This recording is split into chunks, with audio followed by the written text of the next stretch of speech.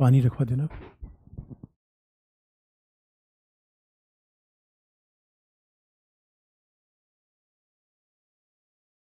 Good morning everyone. तो कल हमने आपको बताया था कि इंडियाज़ फॉरेन पॉलिसी में कैसे चेंज हुआ। तो आप देखोगे कि 1945 से लेकर, जो मैंने कल आपको लास्ट में बताया था, 1990 तक इंडिया की फॉरेन पॉलिसी में एक हमारा क्लेम क्या था कि India is a member of global south, क्योंकि विकासशील राष्ट्र को हम ये भी कह सकते हैं कि member of a global south, वैश्विक दक्षिण। कई बार विकासशील देश कहते हैं, एक समय था इन्हीं विकासशील देशों को तीसरी दुनिया के देश भी कहते हैं। आजकल एक बड़ा नाम है विकासशील देशों का, वैश्विक दक्षिण, ग्लोबल साउथ। तो जो वैश्विक दक्षिण के देश हैं, ग्लोबल साउथ के देश हैं, हमारी पहचान वो थी। तभी आप देखोगे इंडिया किस ग्रुपिंग में था, गुटनिरपेक्ष आंदोलन, NAM. India was a part of movement like NAM. India G77 में था। यानी ये G77, जी का मतलब ग्रुप होता है, और ग्रुप 77 का मतलब होता है कि जितने विकासशील देश थे, एशिया, अफ्रीका, ये सब पार्ट थे G77 के। तो पहले इसका मतलब है कि हमारी जो दोस्ती थी, सब फुक्कड़ बेरोजगार लोग थे। और अब देखोगे अभी क्या हुआ 1991 के बाद, अभी 1991 के बाद से लेकर अभी तक इंडिया का राइज कैसे हुआ है, एक महाशक्ति के रूप में, एक मेजर पावर के रूप में। तो ये अपने आप में बहुत बड़ा चेंज है। इसलिए बच्चों, जिस देश की विदेशी नीति हम पढ़ रहे हैं वो भारत है, और भारत एक महाशक्ति है। ये बात हमें ध्यान में रखना है। यानी तो आप कहोगे सर अभी ये बताओ विकासशील देशों के साथ हमारा रिलेशन नहीं रहा? नहीं, विकासशील देशों के साथ रिलेशन रहेगा ही। और भारत की कंडीशन तो बड़ी यूनिक है। अब देखो, भारत एक महाशक्ति है, क्यों? और ये भावनात्मक बात नहीं है, इट्स नॉट इमोशनल। आप याद रखो, भारत मेजर पावर क्यों है, महाशक्ति क्यों है? क्योंकि तमाम उदाहरण से हम इसे देख सकते हैं, भौगोलिक रूप में, जोग्राफिकल, इकोनॉमिक, मिलिटरीली। आप किसी पैरामीटर पे देखो तब आपको लगेगा India is major power, Bharat एक महाशक्ति है। आर्थिक रूप में आप देख लो, यानी दुनिया के टॉप 5 में हम आते हैं। हम भारत एक ऐसा देश है, पॉपुलेशन तो वही है, और सच मानो पॉपुलेशन क्या है, ह्यूमन रिसोर्स है। ये पॉपुलेशन कोई ख़राब चीज़ नहीं है दोस्तों, मानव संसाधन है। तो अगर पॉपुलेशन है तो इसलिए तो हम बड़े बाजार के रूप में है। तो इंडिया एक मेजर पावर बन गया। तो अब ये बड़ा अपने आप में ट्रांसफॉर्मेशन है कि इंडिया नाउ ये मेजर पावर, एक महाशक्ति है। अब महाशक्ति है तो स्वाभाविक रूप में देखो दोस्तों, हमारी दो कंडीशन होती है, या तो हम दुनिया से प्रभावित हों या दुनिया को प्रभावित करें। और सामान्य व्यक्ति और महाशक्ति में एक फ़र्क है। अगर आप अपने मोहल्ले में जहाँ रहते हैं वहाँ सबसे प्रभावित हो रहे हैं तो आप समझ लो आप रवांडा, बुरुंडी और हैती हो। अगर आप मोहल्ले को प्रभावित कर रहे हो तो आप अमेरिका हो, इंडिया हो, चाइना हो, रसिया हो। यानी महाशक्तियाँ दुनिया में 10 ही 12 है। यानी महाशक्तियों को समझ लो कि दबंग है ये, वही दुनिया दबंगों से चलती है। अभी अब देख लो, जैसे कि हमारे यहाँ एक दबंग है। अब बिहार की पॉलिटिक्स में देखो, अनंत सिंह जेल से छूट गए, दबंग है। ऐसे महाशक्तियाँ हैं। तो जो महाशक्तियाँ होती हैं उसका मतलब है, दुनिया में दो ही तरीके हैं दोस्तों, या तो आप व्यवस्था बनाओ या व्यवस्था संचालित हो। तो महाशक्तियाँ वर्ल्ड ऑर्डर को मेंटेन करती हैं, महाशक्तियाँ वर्ल्ड ऑर्डर शेप करती हैं, इसलिए मेजर पावर है। तो अब आप कहोगे सर भारत अगर एक महाशक्ति हो गया तो क्या अब हमारा एशिया अफ्रीका सरोकार नहीं है? नहीं बच्चों, है। मैं अगर हम महाशक्ति हो गए, और महाशक्ति क्यों है जरा देखो आप, अभी हम क्वाड के मेंबर हैं। क्वाड का मतलब है क्वाड्रिलेटरल, क्वाड्रिलेटरल यानी चौकोण। चौकोण किसका? अब जरा सोच के देखो, इंडिया 4 इसका मेंबर है, इसमें यूएस है, संयुक्त राज्य अमेरिका, इसमें कौन है? जापान, इसमें कौन है? भारत, और इसमें कौन है? ऑस्ट्रेलिया। आज जरा सोच के देखो, इंडिया बड़े बड़े लोगों के साथ है। कंडीशन बदल गई। ये चौकोन है, 4 देशों का चौकोन है, जिसके बारे में कई जगह आगे चल के हम देखेंगे। लेकिन ये दिखता है दोस्तों, इसका मतलब याद रखना, अभी आप स्टूडेंट हो तो आपको शादी विवाह का निमंत्रण कैसा मिलता हो? कोई पेपर वाला, कोई टिफिन वाला बोलता होगा भैया हमारी शादी में आ जाना, और सारे फुक्कड़ बेरोजगार दोस्त मिलके इस शादी में नाग नागिन बनते हैं। अब जरा सोच के आप देखोगे, मोदी जी को कहाँ इनविटेशन आता होगा? अरे बच्चों, भाई जामनगर में शादी हुई, अंबानी परिवार में शादी होने को थे, सोचो कैसे कैसे लोगों को इनवाइट किया गया था। इसलिए ये सब क्या है? एलीट मंच है। अरे ये कोई चुनावी सभा की रैली नहीं है जिसमें जिसको 10 रुपए दिया जाए वही रैली में शामिल हो जाता है। पहले हम एक तरीके से विकासशील देशों के नेता थे, पहले थोड़ा हमारा स्टेटस कमजोर था, अभी अब देखो कितना बड़ा राइज है। अब इंडिया ऐसे ऐसे समूह का देश है, जापान, यानी अब हमारी उठना बैठना किन लोगों के साथ है? बड़े बड़े लोगों के साथ है, पावरफुल लोगों के साथ है। और दोस्तों, दुनिया में कुछ मांगने से नहीं मिलता, होने से मिलता है। इंडिया पावरफुल है तब चीज़ें मिल रही हैं, ऐसा नहीं कि हम मांग लेंगे और चीज़ें मिल जाएंगी, ऐसा बिल्कुल नहीं है। इंडिया में एक बड़ा चेंज ऐसा दिखा हुआ है। और दूसरा आप देखोगे, G7 की जब भी बैठक आती है, G7 भी दुनिया के 7 अमीर देश हैं। तो G7 में कौन है? संयुक्त राज्य America, United states of America, Canada, उसके बाद ये 2 अमेरिका के हैं, उसके बाद जर्मनी, यूरोप की सबसे बड़ी इकॉनमी, जर्मनी, इंग्लैंड, यूके, दूसरी बड़ी इकॉनमी फ्रांस, और इटली, राहुल भैया का ननिहाल, और उसके बाद एशिया का एक शेर जापान। ये G7 के मेंबर हैं दोस्तों। कहाँ G77? G77 में कौन है? Nepal, Bhutan, Rwanda, Burundi, Haiti, Somalia, Chad, Burkina Faso, सब G77 में है। ये निरंकारियों का सम्मेलन है और ये एलीट लोगों का सम्मेलन है, ये दुनिया के सबसे पावरफुल लोग हैं। तो आप देखोगे आजकल G7 की बैठक में भी हमें इनवाइट किया जाता है। इतना बड़ा चेंज आ रहा है, G7 की बैठक में भी इनवाइट किया जा रहा है। इसका मतलब यही तो चेंज है बच्चों। ये इंडिया के स्टेटस में और इनविटेशन स्टेटस के हिसाब से मिलता है, खैरात में नहीं मिलता। इसलिए मेरे बच्चों, कई बार जो बच्चे होते हैं जो उनका सिलेक्शन नहीं हुआ है, जिनका सिलेक्शन नहीं हुआ है वही मुझे शादी ब्याह में बुलाते हैं। हमने कहा नहीं। और एक बार ऐसा मैं शादी ब्याह में गया और जिस बच्चे की शादी में गया था पता चला उसका तो बेरोजगार बच्चा था। उसके पिताजी ने कहा सर आपने ही इस बच्चे को पढ़ाया है। मतलब उनका भाव बड़ा स्पष्ट था। अब बच्चों में ऐसी बेइज्जती हुई मैं क्या बताऊं।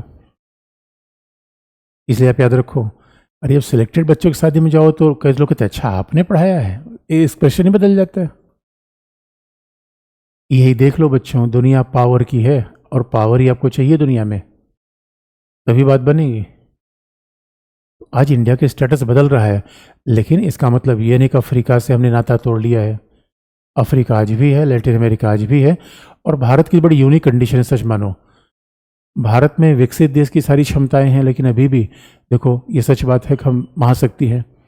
इन जैसी महाशक्ति हम भी हैं, तभी तो यहाँ इन्वाइट किया जाता है हमें। लेकिन एक खास बात है, अमेरिका, कनाडा, जर्मनी, इन देशों में गरीबी, बीमारी, इलिटरेसी ये सब नहीं है, हमारे यहाँ है। तो भारत के सामने कैसा, ये बहुत इंपॉर्टेंट बात है, भारत के सामने कैसा यूनिक चैलेंज आता है। ये मान लो दोस्तों, ये यूनिक चैलेंज दुनिया में शायद ही किसी देश के पास होगा। इन एक तरफ हम विकसित देश हैं, दूसरी तरफ हमारी समस्याएं विकासशील देशों जैसी है।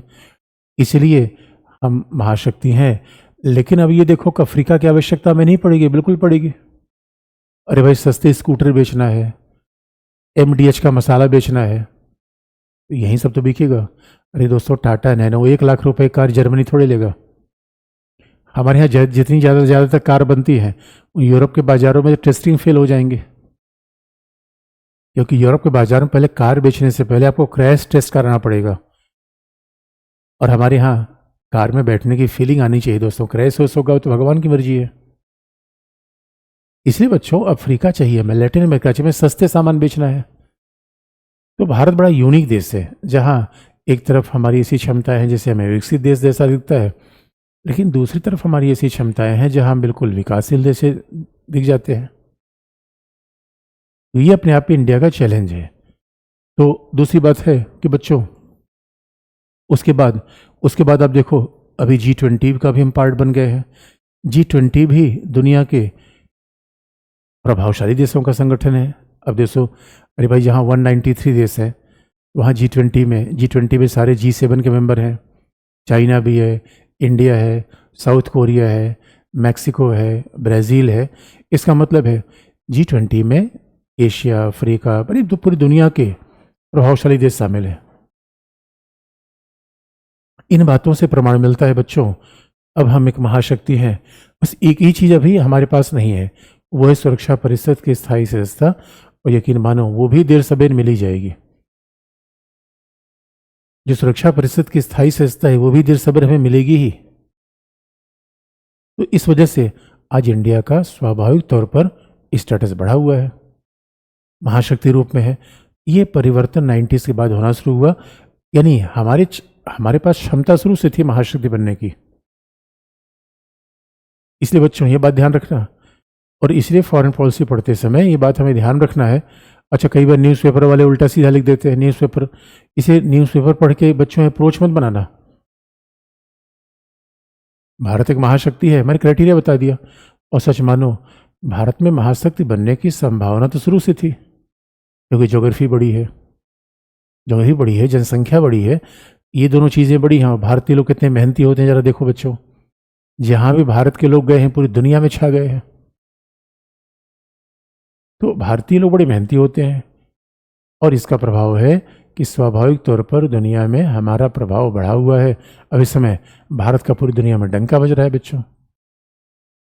लेकिन अंतिम बात कि आखिर में मोदी जी ने क्या फॉरेन पॉलिसी में चेंज किया, और 2014 के बाद क्या हुआ। तो बच्चों लास्ट पॉइंट बता दें, उसके बाद फिर हम पड़ोसी पर आ जाएंगे, उसमें गुजराल सिद्धांत आपको बता देंगे।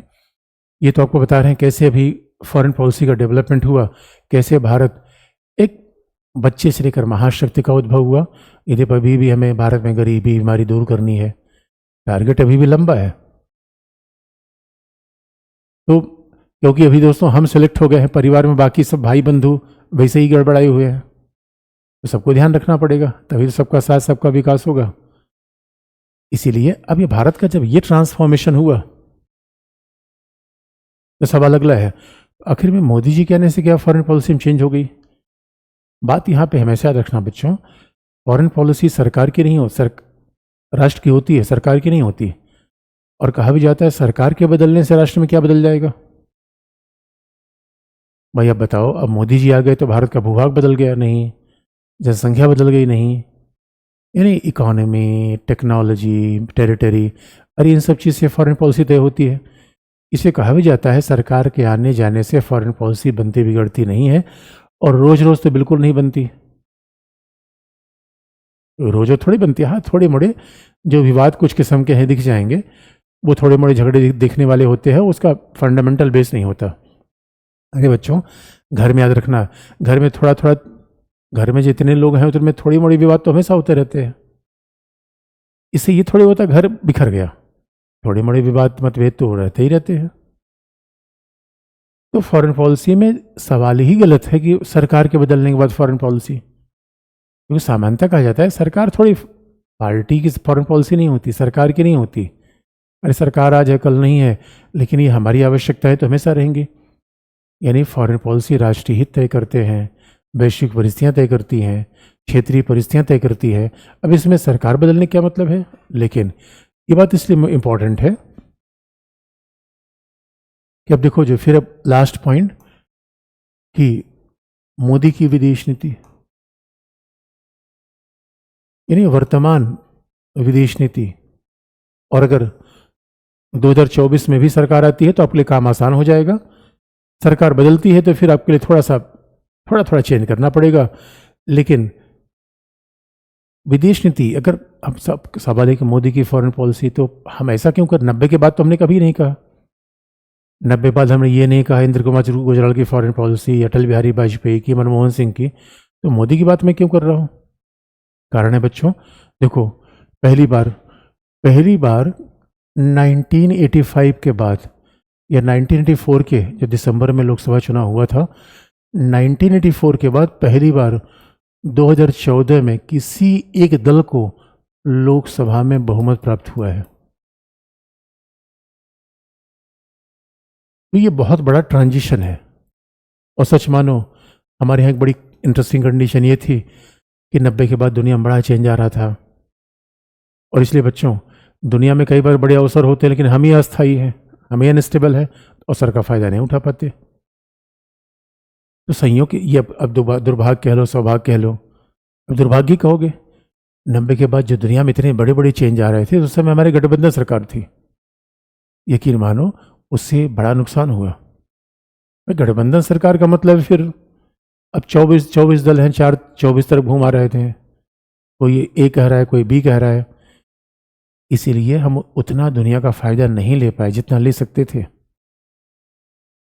स्टेबल गवर्नमेंट हमेशा फायदेमंद होती है। आप कहीं भी देखो, महाराष्ट्र में आप देख लो, घर में ही देख लो, हर 6 महीने बाद पता नहीं चलता। हरियाणा में देख ही रहे हो, हिमाचल में कांग्रेस में प्रॉब्लम है।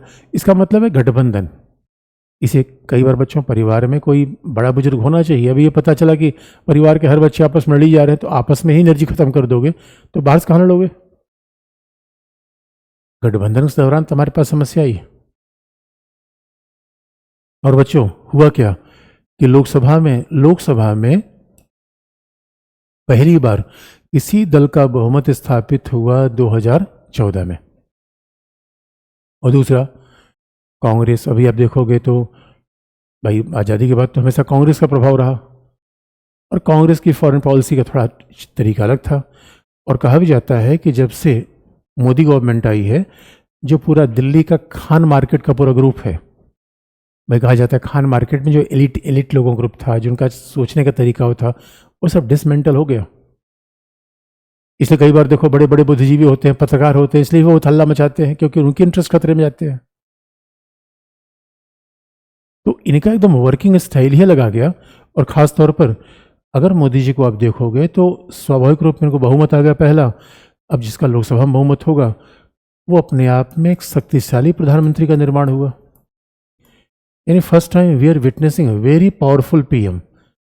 जैसे इंदिरा गांधी के समय था, जैसे नेहरू के समय था, तो अब हम एक शक्तिशाली पीएम को देख रहे हैं, वेरी पावरफुल पीएम। तो जब शक्तिशाली पीएम होगा, इसीलिए आप देखोगे तो इसलिए एस जयशंकर, अगर भाई शक्तिशाली पीएम होगा तो विदेश मंत्री को ज़्यादा हार्ड फ्रीडम देगा, अपना पसंदीदा व्यक्ति विदेश मंत्री बनाएगा।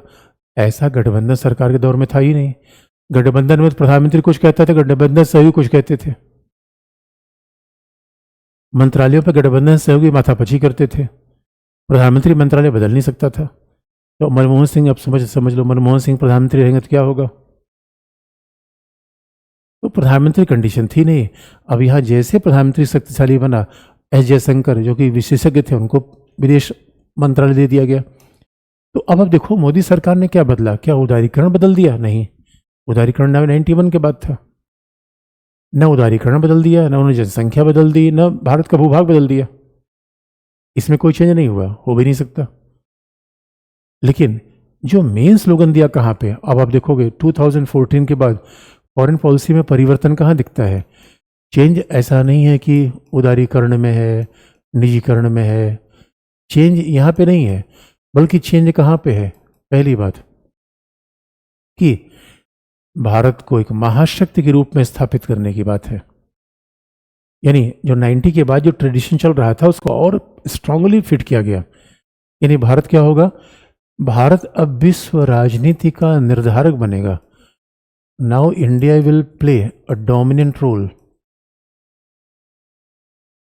For determining the world politics.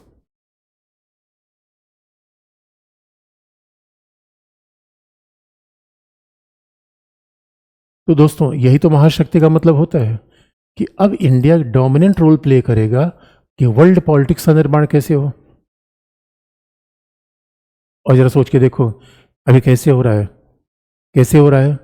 Ukraine संकट से लेके फिलिस्तीन संकट को हम शांतिपूर्ण रूप में हल करने के पक्षधर है। अब जरा सोच के देख लो, रसिया का राष्ट्रपति कह रहा है कि मोदी जी अच्छा काम कर रहे हैं। अमेरिका का राष्ट्रपति कह रहा है मोदी चाहे तो रूस को मना सकते हैं। यूक्रेन कह रहा है कि मोदी चाहे तो शांति स्थापित कर सकते हैं। मोदी जी खुद समझ में नहीं आ रहा है कि हम क्या क्या कर सकते हैं। कमाल की बात है। यानी जरा सोच के देखो, एक जमाने में तो कोई हमसे बात भी नहीं करना चाहता था। ये हकीकत है बच्चों। अरे नेहरू जी गए थे रसिया में, स्टालिन ने कैसा खरी खोटी बात सुना दी थी।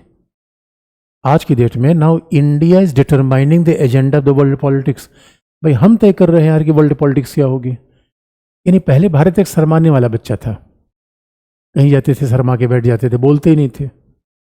अब सोचते थे कि भाई ये सरपंच लोग बोल लें, दुनिया के डॉन लोग बोल लें, तब हम बोलें। आज ऐसा नहीं है। इंडिया ये बोलता है भाई ये हमारे सरोकार है।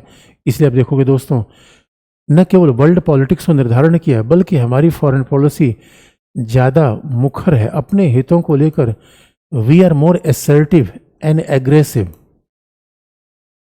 आक्रामक का मतलब बच्चों हिंसात्मक केवल नहीं होता। अरे देखो, विराट कोहली को आक्रामक कहा जाता है, तो विराट कोहली ने किसी को बैट से मारा थोड़े है। कहा भी जाता है विराट को, Sourav Ganguly Indian cricket team में जैसे पूरी टेंडेंसी चेंज हुई सौरव गांगुली के आने के बाद, तो captain can become very aggressive assertive. इसका मतलब अपने हितों को तो संजीदा से रखना। अब पता चला कोई खोदे जा रहा है, पीछे बैठे जा रहे हो, और कैसे आप दिखोगे। 2014 के बाद दिखता है। यानी पहला कि हम इंडियन पॉलिटिक्स में चाहे आतंकवाद से लेकर हो, तो वर्ल्ड पॉलिटिक्स को डिटरमाइन कैसे कर रहे हैं, टेररिज्म के मुद्दे पर। पूरी दुनिया में अगर आतंकवाद के मुद्दे पर एक बहुत बड़ा जनमत बन चुका है, ये सरकार का बहुत बड़ा प्रयास है। टेररिज्म के मुद्दे पर, एनवायरनमेंट के मुद्दे पर now India is playing a very active role. और दूसरी बात आप देखोगे, now we are very assertive and aggressive. और आज हम मुखर हैं, आक्रामक हैं किन मुद्दों को लेकर बच्चों, जैसे आप देखोगे कैसे। अब अगर, और सही बात है, अगर घर में सरकार शक्तिशाली है तो बाहर उसका प्रभाव दिखता ही दिखता है। और आज के डेट में हम कैसे एग्रेसिव हैं, जरा सोच के देखो। चीन, पहले क्या होता था, चीन के विरुद्ध हमने बिल्कुल चीन के विरुद्ध बिल्कुल मुखर नीति अपनाई। देखो दोस्तों, पहले ऐसा माना जाता था कि चीन धीरे धीरे हमारी सीमा को खाया जा रहा था, एक एक इंच आगे बढ़ता जा रहा था, और शांति इसलिए बनी थी कि हम कुछ बोलते नहीं थे। भाई देखो, सास बहू के बीच कई बार झगड़ा बाहर नहीं पता चलता कि वो सास बड़ी टॉलरेंट होती है। अगर सास टॉलरेंट है तो बहू की खामी छुप जाएगी।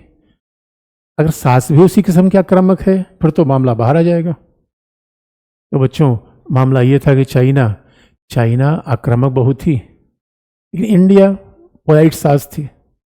इसलिए हकीकत की बात यह है बच्चों, आजकल आप देखोगे चाइना को पहली बार जरा सोच के देखो, चाइना उधर जापान, चाइना कह रहा है जापान का ये सिंकाकू आइलैंड हमारा है, दक्षिण चीन सागर में कह रहा है ये सारी जमीन हमारी है। जैसी इंडिया की तरफ से नजर उठाई, पहली बार इंडिया ने गालबान में, आप देखो 2020 के बाद हमारे जवानों ने चीन के जवानों को बांस मारा था दोस्तों, भागना पड़ा उनको। पहली बार चीन के सामने खड़े होने को हिम्मत किया अभी वर्तमान दुनिया में। ये पहले क्या करते थे। इसलिए देखो, अभी चाइना से इंडिया क्लैश बढ़ने का मूल कारण ये है कि चाइना सोच रहा है भाई इंडिया भी बोलता है। हमने कहा कमाल की बात है यार। अरे दोस्तों, शांतिपूर्ण होने का ये थोड़े मतलब है कि कोई अपने ही पीट के चला जाए। अरे शांतिपूर्ण होने का ये मतलब थोड़े कि अपना ही घर, अपनी जमीन किसी को दे दो, घर किसी को दे दो, कि भैया क्यों, हम बहुत शांतिपूर्ण आदमी हैं। इंडिया ने फॉरेन पॉलिसी बदल ली है। और याद रखना, पहले चाइना क्या कहता था, वार हो जाएगा। अब सीधी सी बात है, हमारी फॉरेन पॉलिसी बिल्कुल इस समय तैयार है। चाइना वार की धमकी देने से हम डरने वाले नहीं है। इसलिए बच्चों, पहले ऐसा होता था कि पाकिस्तान के प्रति आक्रामक रहते थे, चाइना के प्रति छुप जाते थे। और याद रखना, जब चाइना को ही दबा देंगे तो बाकी पाकिस्तान वगैरह तो ऐसे सबकी घिग्गी बन जाएंगी। अरे भाई, मोहल्ले में सबसे पावरफुल आदमी को ठांस दिया, उसके बाद छोटा मोटा आदमी क्या बोलेगा बच्चों, उसकी जबान पर ताला अपने आप लग जाएगा। इसलिए बड़ी बात है, चाइना गालबान क्लैश में 2020 के बाद, और सीधा हमने कह दिया कि भाई अगर चाइना नहीं चाहता तो हमें भी कोई जल्दी नहीं है, लेकिन भारत अपनी जमीन नहीं छोड़ेगा, और अगर चीन ये सोचता है लड़ना ही है पड़ोसी से, तो लड़ने के लिए भी तैयार है हम। अरे मेरे बच्चों, इसीलिए आप देखोगे लगातार इंडिया अपनी स्टार्टअप कार्यक्रम, अपनी सैनिक क्षमता का विकास कर रहा है, इकोनॉमी का विकास कर रहा है। क्यों? अग्नि का विकास कर रहा है। क्यों? राफेल ले रहा है। क्यों? अरे बच्चों, हमें इतनी सैनिक क्षमता बना के रखना है कि कल के लिए हमारा कोई दुश्मन हमें आंख न दिखाए, तो बाकायदा चीन के विरुद्ध खड़े होने की ताकत। यानी ये पहली बार हमने 2014 के बाद किया कि now we are very assertive, aggressive against China. मतलब देखो, कहने का ये मतलब नहीं है बच्चों, लड़ना, हम ये नहीं कह रहे हैं चीन से लड़ लिया जाए, वार कर लिया जाए। देखो, डिप्लोमेसी का मतलब क्या होता है? कूटनीति क्या? आईआर कूटनीति का पार्ट है। आईआर कूटनीति का पार्ट है। इसके हिसाब से अपने उद्देश्यों को प्राप्त करने के लिए हम जिन माध्यमों का प्रयोग करें, कूटनीति है। कौटिल्य ने कहा साम दाम दंड भेद, कौटिल्य ने यही बात कही थी। यानी अनेक तरीके अपने हितों को प्राप्त करने के लिए, कभी शांति, कभी आक्रामक, तमाम नीतियां चलेंगे। कोई एक पॉलिसी नहीं होती, इसलिए ये बहुत बड़ी बात है। और अभी आप देखोगे 1.5 साल तक तो चाइना का हमारे यहाँ कोई राजदूत नहीं रहा। चाइना बहुत नाराज हो गया। चाइना ने कहा कि भारत ऐसा बोलता है, भारत अमेरिका के हाथ में खेल रहा है। हमने कहा लो, हम बच्चे हैं, किसी के हाथ में खेलेंगे? तो बच्चों, अभी तक धीरे धीरे वो हमारी, इसी कहते सालमी स्लाइसिंग, यानी हमारी जमीन खाया जा रहा था, आगे बढ़ा जा रहा था। और हम क्या सोच रहे थे? शांति शांति शांति। अरे बच्चों, दूसरा अपनी जमीन में कब्जा किया जा रहा है और हम शांति का झंडा लेके दौड़ रहे हैं। ऐसा नहीं होता। इसलिए ये 2014 के बाद चेंज दिखता है। और हमें सीधा कह दिया, बातचीत की जरूरत नहीं है। अगर कोई लड़ना चाहता लड़ लेंगे, बाकी बातचीत के लिए हमेशा खुले हुए हैं। दोस्तों, समस्या बातचीत से नहीं है, समस्या किसकी शर्त पे बातचीत हो। अब कई बार लोग, अच्छा पेपर में पढ़ते हो इसलिए मैं बार बार कहता हूं, पेपर से या और जगहों से अप्रोच मत बनाना। कई बार लोग क्या कहते हैं कि चाइना भारत से नाराज है, भारत की फॉरेन पॉलिसी ठीक नहीं चल रही है, भारत पड़ोसी नाराज हो रहे हैं। अरे दोस्तों, पड़ोसी को क्या कर दे हम? अपना घर दे तब खुश हो जाएंगे। इससे अच्छा पड़ोसी नाराज ही रहे। तो बच्चों, कुछ तो बेंचमार्क है जिससे हम समझौता नहीं कर सकते। इसलिए ये चीजें चेंज दिखती हैं। और पहली बार अब देखो, आतंकवाद हमारे यहाँ, अब पाकिस्तान, पता चला कि पाकिस्तान हमारे यहाँ आतंकवादी भेज रहा है और हम क्या कर रहे हैं? बातचीत कर रहे हैं। ऐसे कहीं होता है? कमाल की बात हो गई यार। एक राज्य हमको उंगली किए हुए पड़ा हुआ है और हम क्या कह रहे हैं? बातचीत कर लो, शांति का पैगाम भेज रहे हैं। ऐसा लग रहा है कि पाकिस्तान, हाँ छोटा भाई है, पाकिस्तान है तो चिंटू, बड़ा शरारती है। इसलिए पाकिस्तान को भी हमने सीधे सर्जिकल स्ट्राइक और एयर स्ट्राइक किया।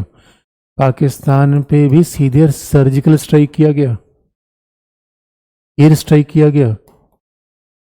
तो बच्चों, ये सीधा मैसेज था कि आतंकवाद के प्रति इंडिया की पॉलिसी कैसी है? जीरो टॉलरेंस की। यानी इसके साथ हम रत्ती भर भी समझौता नहीं करेंगे। तो जो आतंकवाद करेगा उसके प्रति हमारी नीति कैसी होगी? जीरो टॉलरेंस की। याद रखना बच्चों, ये जीरो टॉलरेंस की पॉलिसी हमारी है। अब ये नहीं कि आतंकवाद को हम ऐसे कहते हैं भाई आतंकवाद करो, हमें कोई शांति शांति शांति नहीं चाहिए हमें। अरे बच्चों, शांति की बेसिक शर्त होती है। कोई आप शांति बनाने के लिए अपना घर दे दोगे? आप कमाल की बात है यार। कोई घर शांति बनाने के लिए पार्टनर दे दोगे? नहीं, हम लड़ ही लेंगे भाई। कमाल हो गई। इसलिए, और पाकिस्तान, हमारे यहाँ पता नहीं कौन सी पॉलिसी थी, पाकिस्तान से बातचीत करेंगे, फिल्में पाकिस्तान पर बनेंगी। इसलिए आईपीएल में पाकिस्तान को नहीं लिया। अब बार बार पाकिस्तान खिलाड़ी इसलिए सट्टेबाजी कर रहे हैं। पाकिस्तान खिलाड़ी बार बार कहते भाई हमें भी ले लो, हमें भी ले लो यार, आईपीएल में पैसा वैसा मिलता है। हमने कहा बिल्कुल नहीं लेंगे, जाओ तुम लोग आतंकवादियों को समर्थन करो। अरे ये मुझे टफ पॉलिसी है दोस्तों। और एक झटके में 370 हटा दिया। ये जरा सोचो, ये ऐतिहासिक, अब इसको ऐतिहासिक कहा जाए, लैंडमार्क कहा जाए। इसलिए ये निर्णय कभी कभार होने वाले डिसीजन है। सीधे आर्टिकल 370 हटा दिया गया। पाकिस्तान सीधे कराची से लेकर सऊदी अरबिया तक दौड़ता रह गया, उसका कोई समर्थन मिल नहीं पाया। ये बच्चों याद रखना, उगते सूरज को पूरी दुनिया सलाम करती है, ढलते सूरज को दुनिया सलाम नहीं करती। इसलिए जरा सोच के देखो, इतना मेजर डिसीजन 370 हटा के खत्म। 370, अब देखो हमें पाकिस्तान भी पढ़ना है, चाइना भी पढ़ना है, लेकिन टेंडेंसी मैंने बता दिया कि क्यों कहा जाता है कि 2000 के बाद बड़ा ज़बरदस्त चेंज आया है। क्योंकि आप देखोगे नहीं, चीन के खिलाफ, पाकिस्तान के खिलाफ, इधर पहले ये सब चेंज बिल्कुल दिख रहा है कि विश्व राजनीति का निर्धारण कर रहे हैं, मुखर और आक्रामक है। और तीसरी बात, अब देखो इसलिए कहा भी जाता है, और फॉरेन पॉलिसी लिखते समय अब थोड़ा आज की फॉरेन पॉलिसी आप लिख रहे हैं एग्जाम में, 2014 के बाद का ही सवाल आपसे पूछा जाता है, उसके पहले का पूछा नहीं जाएगा। यही अपडेट है और यही इसका मतलब है। इसलिए हमने कहा कि 2014 के बाद अगर 2024 में भी सरकार रही तो आपको अगले 5 साल बहुत ज़्यादा चिंता करने की आवश्यकता नहीं है, क्योंकि फॉरेन पॉलिसी इसी डायरेक्शन में आगे बढ़ेगा, ये सब चीज़ें रहेंगी। अब इस मामले में तो आप देखेंगे कांग्रेस का एक जो पॉलिसी थी कि ठीक है चलो खाओ, मतलब शांति शांति शांति यार। यदि इंदिरा गांधी ने तो थोड़ा पॉलिसी चेंज किया था, लेकिन ये सब बड़े ड्रेस्टिक डिसीजन है, ये सब बड़े ड्रेस्टिक डिसीजन है। तो अभी अब देखो पाकिस्तान शांत पड़ गया, पाकिस्तान को बिल्कुल हमें अलग थलग कर दिया पूरी विश्व राजनीति से, ऐसा सक्रिय प्रयास से किया गया। अरे छोटा सा राज्य है, हमें डिफेंसिव करेगा तो हम अब पाकिस्तान को छोड़ दें कि नहीं। अब कोई मोहल्ले में अरे मोहल्ले में छोटा आदमी है और रोज आप गाली दे रहा है, और आप क्या सोचेंगे, चलो भाई ये तो बेकार आदमी है, गाली देने दो। पूरा मोहल्ला फिर आप गाली देगा, याद रखना। अभी तो एक आदमी गाली दे रहा है, फिर आप पूरे मोहल्ले से गाली सुनोगे। इसलिए बच्चों इसकी गुंजाइश छोड़नी नहीं चाहिए कि उसकी हिम्मत कैसी हुई। तीसरा पॉइंट, जो तीसरा आप देखोगे जो हमारी फॉरेन पॉलिसी में चेंज है, तीसरा महाशक्तियों के साथ सामरिक संबंध।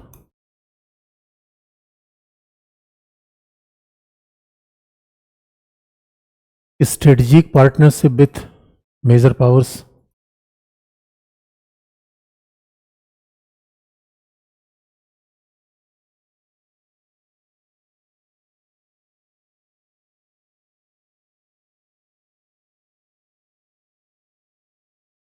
Strategic partnership with major power, तो आप देखोगे अभी अभी अभी हमारे साथ अमेरिका के भी संबंध है, अभी हम जापान को भी लेकर आगे बढ़ रहे हैं, और रसिया को भी, रूस को भी हमने अभी पीछे नहीं छोड़ा है। इधर इन सभी को लेकर चलना मुश्किल है। यूक्रेन क्राइसिस में तो अमेरिका कह रहा है रूस से संबंध खत्म करो। हमने कहा भाई देखो हम किससे मिलते हैं तुम तय नहीं करोगे, ये रूस थोड़ी तय करेगा, अमेरिका थोड़ी तय करेगा। अमेरिका सोचता, अब रूस का हम यूक्रेन मुद्दे पे सीधा समर्थन नहीं कर रहे हैं, विरोध भी नहीं कर रहे। अमेरिका सोचता है कि इंडिया रूस के साथ न रहे, चाइना सोचता है कि इंडिया अमेरिका के साथ न रहे। चाइना बार बार हमें समझाता है कि भाई आजकल अमेरिका के साथ क्या करने जाते हो, चलो मिलकर एशिया बनाते हैं। हमने कहा मिलकर एशिया बनाएंगे भाई, पहले इधर तो थोड़ा गड़बड़ छोड़ो, मिलकर एशिया बना रहे हो और इधर हमारी सीमा में घुसे आ रहे हो। और बच्चों जो सीमा की तरफ आंख उठाएगा उसको हम छोड़ देंगे, सवाल ही पैदा नहीं होता। सीमा चली गई, सब कुछ चला गया। अरे दोस्तों, सीमा ही भौगोलिक एकता अखंडता है, टेरिटोरियल इंटीग्रिटी। टेरिटोरियल इंटीग्रिटी कितनी बड़ी बात है। इसलिए बच्चों आजकल हमने क्या बना रखा है, बैलेंस, यूएस, जापान, रसिया। और एक खास बात है, पहले 2014 के पहले क्या होता था, इसलिए आप देखोगे लैंडमार्क एग्रीमेंट जो अमेरिका के साथ किए गए हैं, दैट इज आफ्टर 2014। तो पहले, अब देखो हमारे यहाँ प्रॉब्लम ये थी कि पता नहीं, एक अब कह लो कि कोल्ड वार का समय था, विचारधारा थी, अमेरिका यूरोप के साथ जुड़ने में थोड़ा हिचकते थे। क्यों? क्योंकि हम अफ्रीका के साथ थे, लैटिन अमेरिका के साथ थे। हमने एक ऐसा इमेज बना लिया था कि भाई हम तो गरीबों के साथ हैं, गरीबों के मसीहा है। अरे बच्चों, बहुत गरीबों के साथ रहोगे खुद ही गरीब बन जाओगे।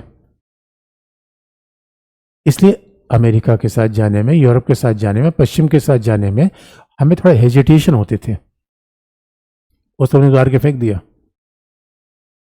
और अब हमने कहा भाई अमेरिका के साथ हम संबंध आगे लेकर बढ़ेंगे, क्योंकि बच्चों याद रखना जीवन में फिलॉसफी बड़ी सिंपल सी है, या तो आप पावरफुल रहिए, पहली बात, या तो पावरफुल जीवन में रहिए पहला, या तो पावरफुल के साथ हो लीजिए, दो ही ऑप्शन होता है।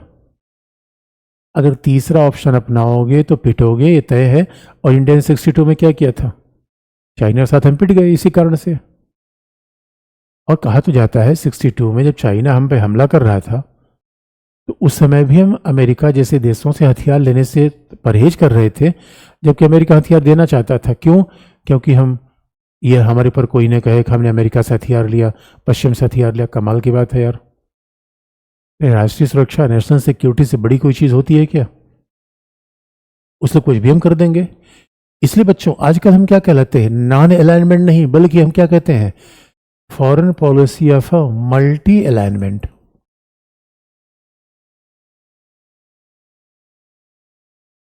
ये मल्टी अलाइनमेंट की पॉलिसी है ये।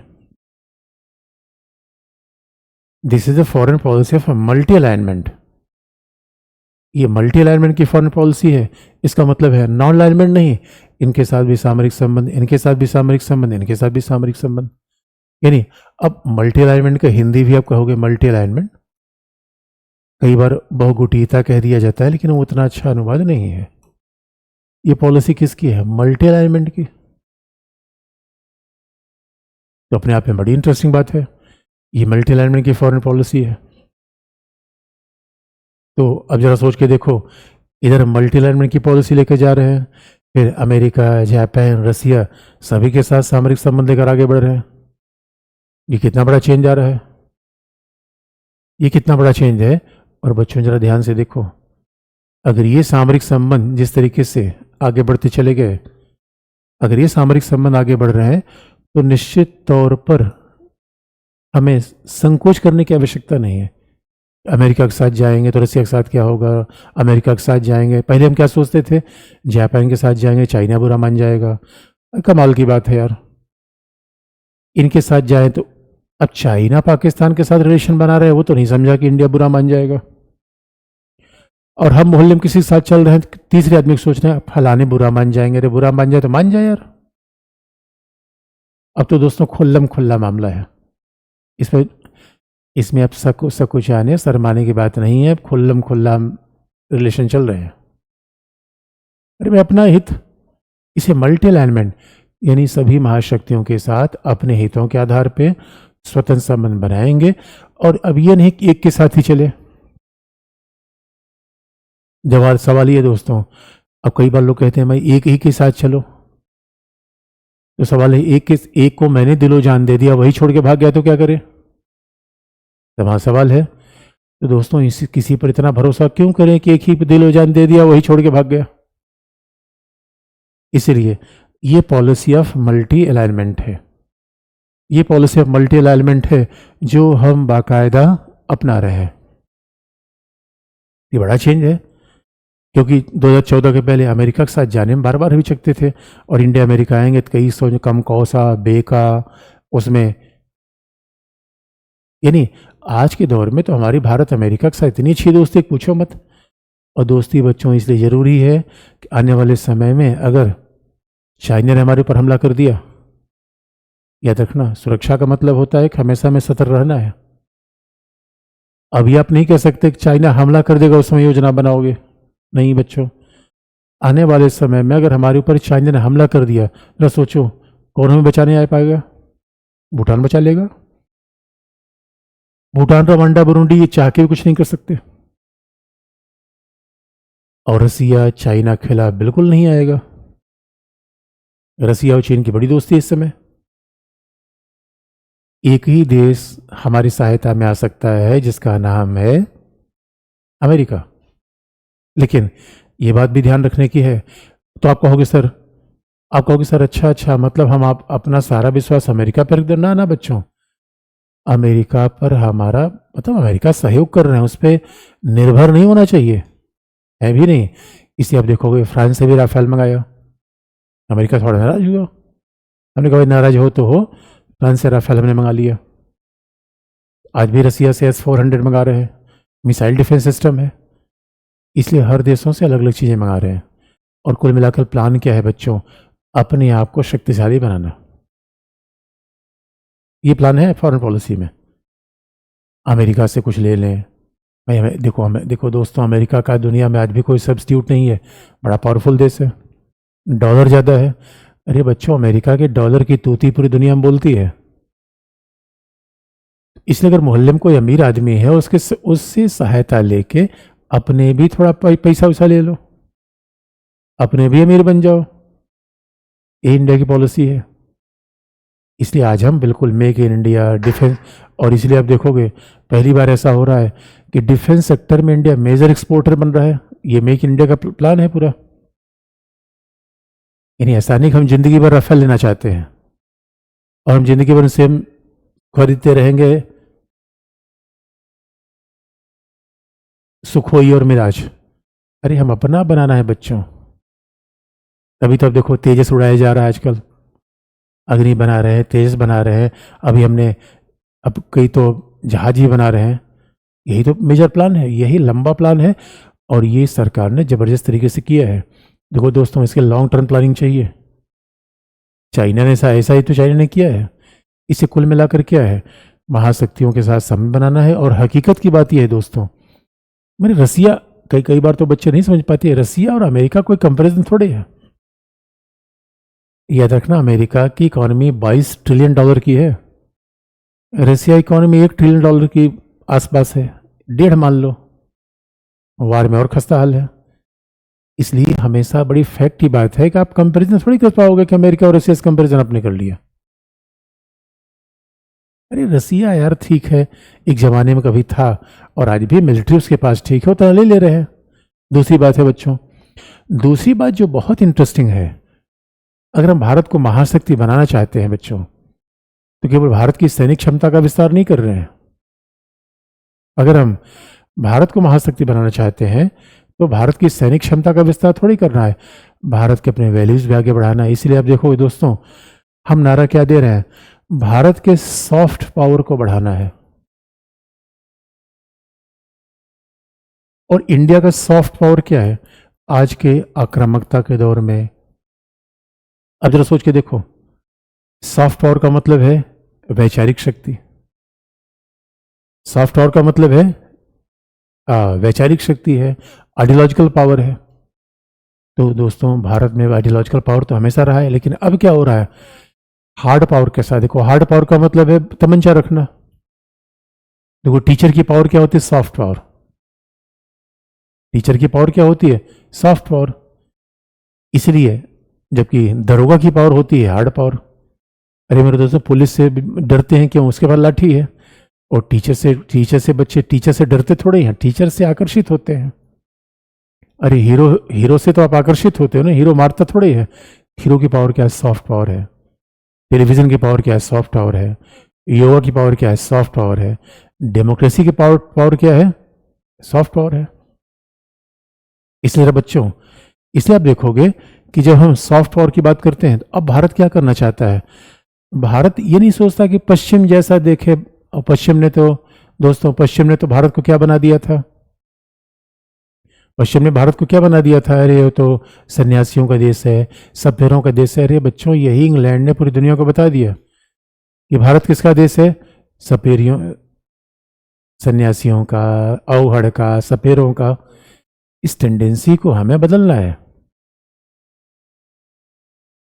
और टेंडेंसी को कैसे बदलना है, इसलिए अब भारत की पहचान कैसे, एक तरफ हम अपनी शक्ति बढ़ा रहे हैं, सैनिक शक्ति बढ़ा रहे हैं, लेकिन सैनिक शक्ति इसलिए नहीं किसी पर हमला करना है। हमारी सैनिक शक्ति चाइना जैसी नहीं है, हमारी सैनिक शक्ति इजराइल जैसी नहीं है। हमारी सैनिक शक्ति क्या है, वसुधैव कुटुंबकम, यही बात G20 में कही गई। यानी entire world is our family, entire world is our extended family. तो वसुधैव कुटुंबकम की बात है पहली। और भारत के मूल्यों के लिए Bharat matters, not India, that is a Bharat is more important than India. तो वो कल्चर, वो वैल्यू, इसलिए आप देखोगे कि जिससे हम, और वो कल्चर का मूल आधार क्या है, पीस, लोकतंत्र, शांति। इसलिए व्हाट इंडिया बिलीव्स। और इसलिए मोदी जी गए एससीओ की बैठक में, और मोदी जी एससीओ की बैठक में पुतिन को बता के चले आए कि कैसे कैसे आप बात करो, India believe in a democracy. Democracy ये इंडिया का सॉफ्ट पावर है। डेमोक्रेसी डायलॉग, संवाद। तो दुनिया की समस्याओं का समाधान किससे होगा? डेमोक्रेसी से होगा, डायलॉग से होगा और डिप्लोमेसी से होगा, कूटनीति से होगा, यानी वार्ता से, आपसी विचार विमर्श से, वार से नहीं। इसे दोस्तों 21st सेंचुरी साम्राज्यवाद का समय नहीं है, हमले का समय नहीं है। इसे आप देखोगे इंडिया भारतीय मूल के रहने वाले जो बाहर के लोग हैं उनको साथ लाया जा रहा है। यानी आज की डेट में उदारवाद फेल हो रहा है, मार्क्सवाद फेल हो रहा है। आज भाई पश्चिम का साम्राज्यवाद पीछे गया, समाजवाद फेल हो गया। अब दोस्तों आने वाला समय 21वीं शताब्दी भारत जैसे देशों के लिए है। अब चाइना भी कह रहा था कि हमारा जब उभार होगा दुनिया में शांति होगी, लेकिन ऐसा हुआ तो नहीं। चाइना के उभार से दुनिया में शांति नहीं आई, बल्कि चाइना तो आप देखोगे जितने दुनिया में बेवड़े राज्य हैं सब चाइना सपोर्ट कर रहा है। पाकिस्तान, उत्तर कोरिया, ये सब चाइना सपोर्ट कर रहा है। लेकिन इंडिया की पॉलिसी वैसी नहीं बच्चों। इंडिया की पॉलिसी क्या है? सबका साथ सबका विकास। यानी भारत किसके लिए जानता है? सहिष्णुता, योगा। इसलिए आप दुनिया में योगा को बढ़ावा दिया जा रहा है। It is message for piece. अब जरा सोच के देखो, इतने शक्तिशाली हम इतने शक्तिशाली हैं। जरा ये बस इसी बात को कल्पना कर लो, इसके बावजूद हमारी आक्रामक नीतियां नहीं है। पाकिस्तान को छोड़ दिया जाए तो अब एक बार हमने सर्जिकल स्ट्राइक कर ली। अदरवाइज जरा सोच के देखो, यूक्रेन ने थोड़ा सा रसिया के खिलाफ चू चपड़ किया, रसिया ने बिल्कुल दबा दिया। ये राज्य कैसे व्यवहार कर रहे हैं। लेकिन भारत ने क्या किया? श्रीलंका को चतीऊ आइलैंड दे दिया, बांग्लादेश को हसीना को 3 बीघा दे दिया, जब जमीन दे दिया। अरे दोस्तों, हमारा इतिहास साम्राज्यवादी नहीं है। We have never been imperialist, colonial. हमने तो साम्राज्यवाद, उपनिवेशवाद, इसके बजाय नहीं, शांति से दुनिया चलाने का प्रयास किया। ये इंडिया की फिलॉसफी है बच्चों। इसी बात को आगे बढ़ावा दिया जा रहा है। और ये वर्तमान सरकार की पॉलिसी में नई बात है कि इंडिया कल्चर को प्रमोट किया जा रहा है। इसलिए आप देखो G20 में लोग आए तो इंडिया कल्चर को दिखाया, गांधी को दिखाया गया। G20 में आप देखोगे अलग अलग लोगों को, अलग अलग शहरों में लोगों को दिखाया गया। यानी उनको कश्मीर भेजा गया, उनको ऋषिकेश भेजा गया, उनको वाराणसी भेजा गया। जैसे इंडिया जैसे डाइवर्स कंट्री, कैसे हम, अगर हमारे पास डेमोक्रेसी है तभी इतनी डाइवर्सिटी के साथ रह रहे हैं बच्चों। चाइना में भी इतनी डाइवर्सिटी नहीं है जितनी डाइवर्सिटी इंडिया में है। इसलिए वर्तमान सरकार की फॉरेन पॉलिसी में इस तरीके के चेंज आप देखेंगे कि भारत को एक, ये चेंजेस हैं वर्तमान सरकार की पॉलिसी में कि भारत को अपने आप में एक महाशक्ति बनाना है। लेकिन आप कहोगे सर कि क्या हमारा विकासशील देशों से रिलेशन नहीं है? तभी आप देखोगे G20 में अफ्रीका को हमने शामिल करवाया। आज भी विकासशील देशों के साथ हम संबंध आगे बढ़ाना चाहते हैं, लेकिन विचारधारा के आधार पर नहीं। वो जमाना गया कि साम्राज्यवाद उपनिवेशवाद का जमाना गया। अब संबंध किस पे होगा? इकोनॉमी पर, अर्थव्यवस्था पर। तभी तो हम आगे बढ़ेंगे।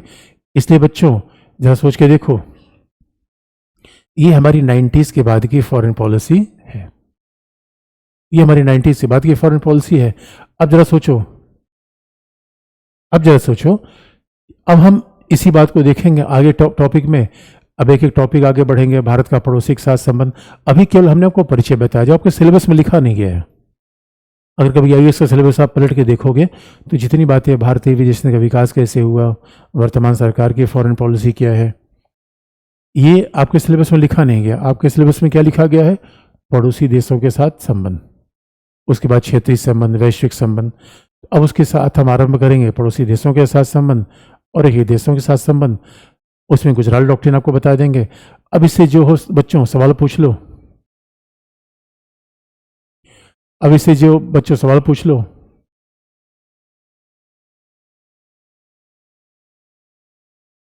कि लोकतंत्र के बाद क्या लिया। अब देख राजन, सामरिक अर्थ क्या होता है मेरे बच्चे? सामरिक अर्थ मैंने पहली क्लास में बता रखा है, किसी से कॉपी ले लो, नोट्स ले लो। अब देखो जो बात बता रही, खुद पढ़ के आओ अच्छे से। तो लोकतंत्र के नीचे क्या लिखा, कहाँ पहले कहा है?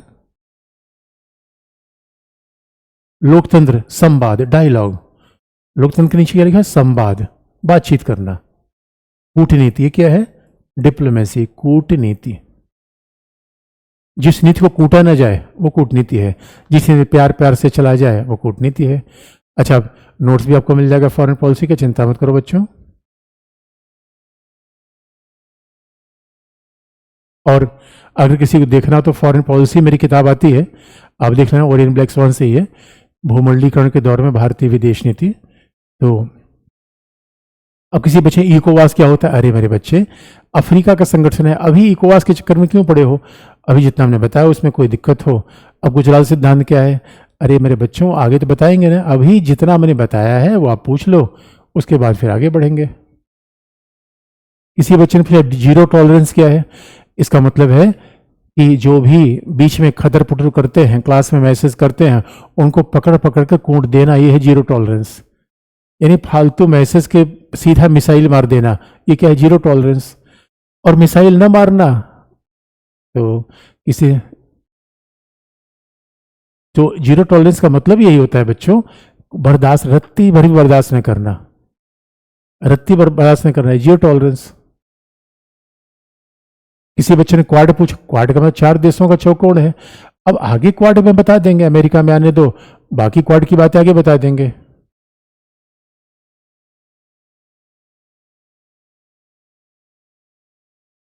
अच्छा, अरे मेरे बच्चों, सब क्वाड, कई बच्चे पूछ रहे हैं तो क्वाड की बात आगे आपको बता देंगे। किसी बच्चे ने क्या कहा, कोई देश महाशक्ति कैसे बन सकता है? अरे मेरे बच्चे, विकास, जैसे तुम लोग अच्छे पढ़ के महाशक्ति बन सकते हो, कोई देश महाशक्ति कैसे बन सकता है? भूभाग बड़ा हो, जनसंख्या बड़ी हो, इकोनॉमिक पावर आ जाए, लोग मेहनती हो जाए, शक्ति महाशक्ति बन जाएगा। क्वाड क्या होता है? अरे मेरे बच्चों, जहां 4 यार मिल जाए वही क्वाड है, जहां 4 यार मिल जाए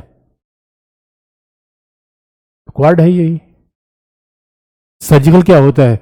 अरे मेरे दोस्त, सर्जिकल का जैसे सर्जरी बॉडी में होती है, बॉडी में सर्जरी होती है, केवल उसी पार्ट में होती है, कोई खराबी है उसी पार्ट को निकाल दिया जाता है, उसी को बॉडी कहते हैं। किसी ने बोला सर अभी तानाशाही आ रही है, अरे मेरे बच्चे, पॉलिटिशियन तरह बात मत करो, अभी तानाशाही आ रही, लोकतंत्र खत्म हो रहा है, अरे तुम्हारा फंडामेंटल राइट खत्म हो गया, संविधान खत्म हो गया, न्यायपालिका खत्म हो गई, अरे ये सब चीज मत करो, लोकतंत्र खत्म होने वाला है। अंकित, चिंता मत करो, अंकित, ओनली बुक पढ़ने तो हो जाएगा? हाँ पढ़ लो मेरे बच्चे, कोई भी पढ़ लो। ग्लोबल साउथ का मतलब है विकासशील देश जिनकी गरीबी है। ग्लोबल साउथ का मतलब यार, जैसे अपने यहाँ बिलो पॉवर्टी लाइन के लोग हैं, वैसे विकासशील देशों में भी जो नीचे के लोग हैं वही ग्लोबल साउथ है। अब किसी पॉलिटी के लिए बुक, अरे मेरे बच्चों, पॉलिटी के लिए बुक अलग है और फॉरेन पॉलिसी के लिए अलग है। तो इसका मतलब अब कल शुरू करेंगे भारत और पड़ोसी बच्चों। किसी बच्चे में कितनी क्लास होगी? इसमें कम क्लास होगी, चिंता मत करो, कल से शुरू करेंगे भारत और पड़ोसी, इंडिया और नेबरिंग कंट्रीज। तो ठीक है बच्चों, आज के लिए इतना ही, थैंक यू।